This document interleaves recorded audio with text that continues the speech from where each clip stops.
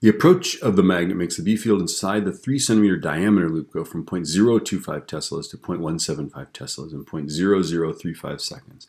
What is the EMF, direction of the current, and which electrode is positive? Okay, and the positive electrode is the one that has current flowing out of it. Okay, conventional current, right? The one that's wrong. Okay, so here's the scoop, okay? We want this North Pole to go away. We don't want it to approach. We're opposing the approach of this North Pole. So what we do is we create a North Pole on this side and a South Pole on that side. Okay. Now notice that, you know, the perspective here, right? So this is the nearer side. This is the farther side. Okay. So take your right hand and figure out how does the current flow in there to make a North Pole that way, right? And I think you will agree that the current is going to flow this way.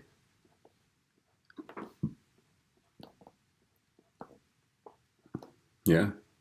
Goes anti-clockwise as we see it, right? Because we're seeing this end of it. Look at the perspective on that magnet, right? So A is the positive. B is the negative side, right? Okay.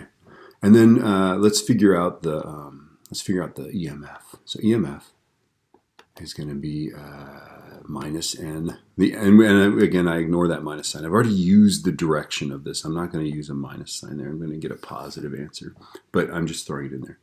Okay, and then the change in flux over change in time, right? There's one winding here, so it's 1.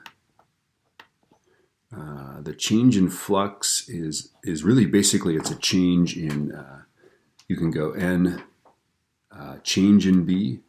The area is not changing, right? The angle is not changing, right?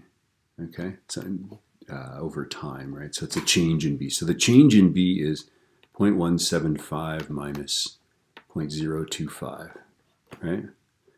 And then the area is, ooh, this is going to be difficult. Let's see, what is this? Isn't our radius is 0.015 meters, I feel like. So pi times 0.015 squared, right? All right. And then that's divided by how much time? 0.005 seconds, right? All right, we can do this. I know we can do this. So this is the change. The change is that the magnetic field changes, right?